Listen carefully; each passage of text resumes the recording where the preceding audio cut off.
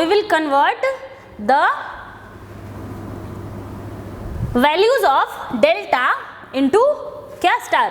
सो सी, अब देखो मैं क्या कर रही हूं, अभी मैंने क्या किया, सारे क्या है, ये सारे डेल्टा वैल्यूज को के टर्म में क्या किया, स्टार वैल्यूज को निकाला. अब देखो स्टार वैल्यूज के टर्म में डेल्टा वैल्यूज को कैसे निकालेंगे. ठीक है, तो अब देखो multiplying equation a b plus b into c plus c into a, माने कि क्या किया मैंने, इक्वेशन ए को बी से मल्टीप्लाई किया है, बी को सी से मल्टीप्लाई किया है और सी को ए से मल्टीप्लाई करके आपस में मैं सबको ऐड करने वाली हूं. ठीक है, देखो क्या होगा, तो we will get R1 R2 plus R2 R3 plus R3 R1 is equal to, ये क्या हो जाएगा, ये दोनों को मल्टीप्लाई करोगे तो क्या होगा, R12 का स्क्वायर हो जाएगा. So you will get as R12 का square into R23 into R13 plus, अब ये दोनों को मल्टीप्लाई करोगे तो क्या होगा, R23 का स्क्वायर हो जाएगा. So you will get as R12 into R23 का स्क्वायर इंटू R31. सिमिलरली अभी देखो इसको और इसको मल्टीप्लाई करोगे तो क्या हो जाएगा, R12 into R23 into R31 का स्क्वायर. समझ रहे हो ना क्या कर रही है, क्या किया मैंने, R1 को R2 से मल्टीप्लाई किया है, मतलब इक्वेशन A को इक्वेशन B से मल्टीप्लाई किया है, इक्वेशन B को C से मल्टीप्लाई किया है और फिर C को A से मल्टीप्लाई करके सबको कंबाइन कर दिया, सबको ऐड कर दिया है. ठीक है, चलो डिनोमिनेटर्स मल्टीप्लाई होंगे तो क्या बन जाएगा, ये R12 plus R23 plus R31 का स्क्वायर. देखो किन्हीं भी दो को मल्टीप्लाई करोगे, डिनोमिनेटर तो सेम है ना, तो मल्टीप्लाई करोगे तो क्या हो जाएगा, स्क्वायर हो जाएगा, और सम में क्या रहेगा, सबका डिनोमिनेटर में स्क्वायर रहेगा. अब देखो अब क्या करना है आपको, नाउ इसको मैं कहती हूँ इक्वेशन 10 तक ले लिया था मैंने, 9 तक लिया था शायद, इसको मैं इक्वेशन 10 कहती हूँ, 7 8 9, हाँ 9 तक लिया होगा, 10 ले लिया है. Now dividing equation 10 by R1, तो क्या होगा, ये बनेगा R2 plus R2 R3 by R1 plus ये क्या होगा R3 इज इक्वल टू, अब क्या करो, R12 R23 और R31 को कॉमन ले लो, R12 इंटू सभी में कॉमन है, R12 R23 and R31 is common in each term. So you will gate R12 plus R23 plus R31 divided by, कैसे, R1 से तो डिवाइड किया है मैंने, into R12 plus R23 plus R31 का square.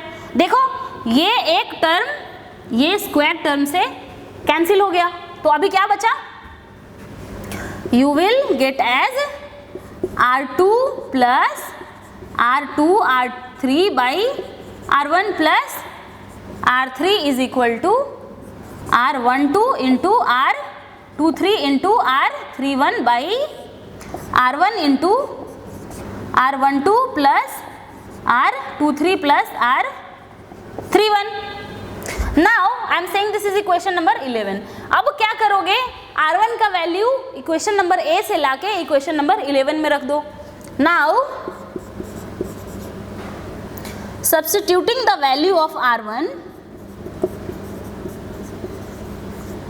the value of R1 in equation 11 from equation कितना A, from equation A. ठीक है, बस R1 क्या है, R1 का एक टर्म है ना यहाँ पे, तो इसका वैल्यू आप पुट कर दोगे कहाँ से लाके, इक्वेशन A से. ठीक है, this is your R1. So now you will get it as R2 plus R2 R3 by R1 plus R3 is equal to R12 R23 R31 by R1 की जगह पे रखो, क्या है R12 R31 R12 into R31 into क्या होगा, ऊपर नीचे वाला ऊपर चला जाएगा तो ये बनेगा R12 plus R23 plus R31 into क्या था पहले से नीचे, ये वाला टर्म था पहले से, plus R2 plus R3 R12 R23 R31। Okay, देखो ये क्या किया मैंने, ये कहाँ से आया है, this value is R1, fine, this value is coming from R1, so you see this term is now getting cancelled, और ये देखो R12 से R12 कट गया और R31 से R31 कट गया, so here you see that R23 is coming to be equal to R2 plus R3 plus R23 by R1 R2 into R3 by R1, okay, so you got the value of R23 in terms of R1 R2 and R3।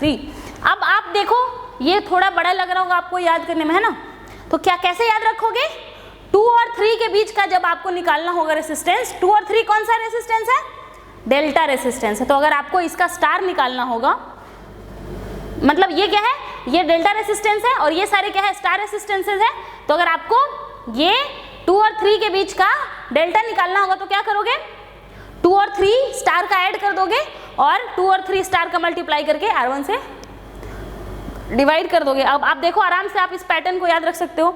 So similarly, so here I am writing now that R23 is equal to R2 plus R3 plus R1 R2 R3 by R1 and R12 is equal to R1 plus R2 plus, similarly इसको देख के similarly आप R12 के लिए लिख सकते हो, क्या होगा R1 R2 by R3 and you will see that R31 is equal to R1 plus R3 plus R1 R3 by R2।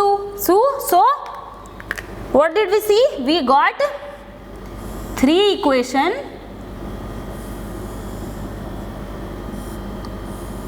And now आपको लग रहा हो ये इतना बड़ा बड़ा डेरिवेशन है, जी हाँ बड़ा है, लेकिन ये 14 मार्क्स के लिए पूछा जाएगा। अगर ये कहते हैं कि हमें स्टार टू डेल्टा कन्वर्जन करके दो तो कम से कम 7 to 10 मार्क्स के लिए तो पूछेंगे ही वो, ठीक है, उससे कम तो ये बनता ही नहीं है, ये DEF। सो ये देखो इक्वेशंस जो आपके ये सारे इक्वेशंस हैं, I am removing this so that we can conclude this lecture।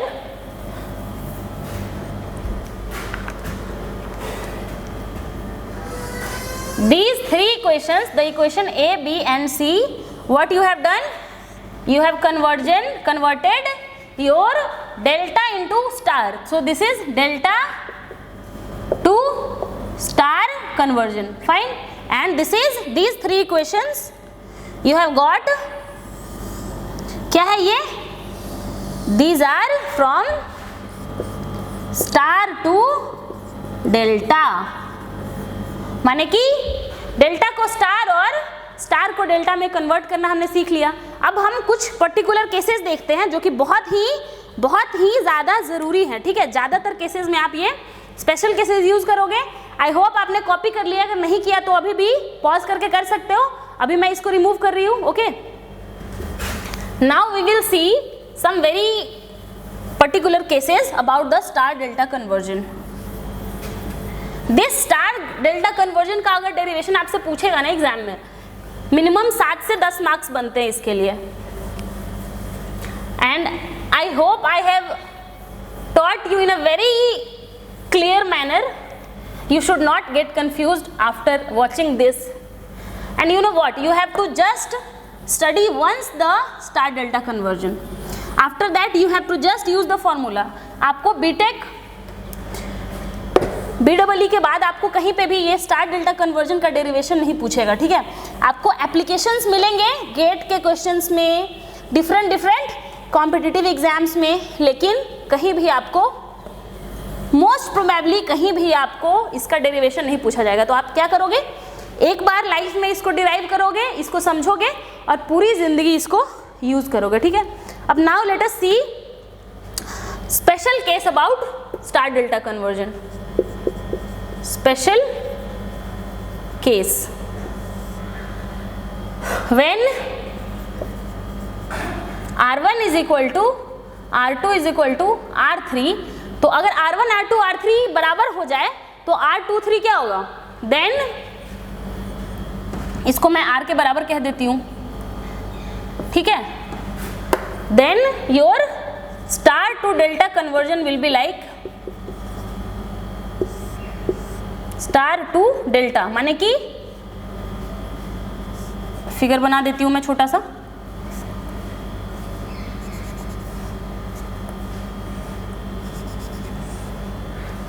This is R.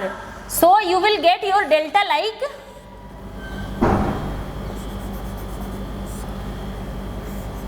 क्या होगा, देखो जरा एक बार फॉर्मूला में पुट करो R को। This is terminal 1, terminal 2, terminal 3, R12, R23 and R31. This is 1, 2, 3. What will you get? You will get R23 is equal to क्या होगा, R1 plus this is equal to R2 plus R3 plus R2 R3 by R1. अब सारे values को क्या करोगे, R put कर दोगे, R plus R into R by R, ठीक है। ये क्या मिला आपको, 3R. So similarly each of R23, R12 and R3 will be equal to 3R when you convert from star to delta. Fine, you got this? R23 is equal to R12 is equal to R31 is equal to 3 into R. This is a very important point. This is asked so many times in your exams. Fine, now let us see the delta to star.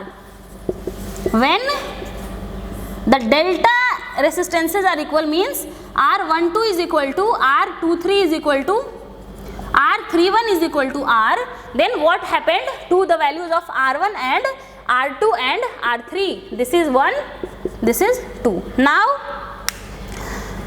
you will see that, क्या मैं figure बना दूं? Okay, मैं figure बना देती हूँ आपके लिए। क्या है, मैं डेल्टा को स्टार में कन्वर्ट करने जा रही हूँ। This is R, this is 1, 2, 3। इसको आप क्या कन्वर्ट कर रहे हो, इसको आप डेल्टा में कन्वर्ट कर रहे हो।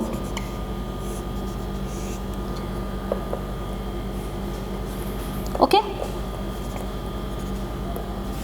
1, 2, 3. Now you will get the value of R1 is equal to क्या होगा, R23 into R31, all are equal to R. So R into R by R plus R. So R square by 3R. R will be cancelled, so you will get R by 3. So you see that R1 is equal to R by 3, R3 is equal to R by 3 and R2 is also equal to R by 3. So what did you see, that if the identical values of delta are converted into star, you will get the values as R1 is equal to R2 is equal to R3 is equal to R by 3. One more point you can say from here, this is also very important, okay. I am giving it a 5 star. I am giving this a 5 star because this special case is very important. In competitive exams you are going to use most of the time this only, okay. In semester exam this is very useful, and this is asked in 2 marks question in your semester exam. Fine. So I hope you understood up to here. The star delta conversion should be crystal clear to you after this, okay. This much of derivation we did. The lecture is getting too large, so I am concluding the lecture here. In our next lecture we will see questions based on star delta conversion. So I conclude this lecture here. I will see you in the next lecture with many problems based on star delta conversion. So see you in the next lecture. Thank you.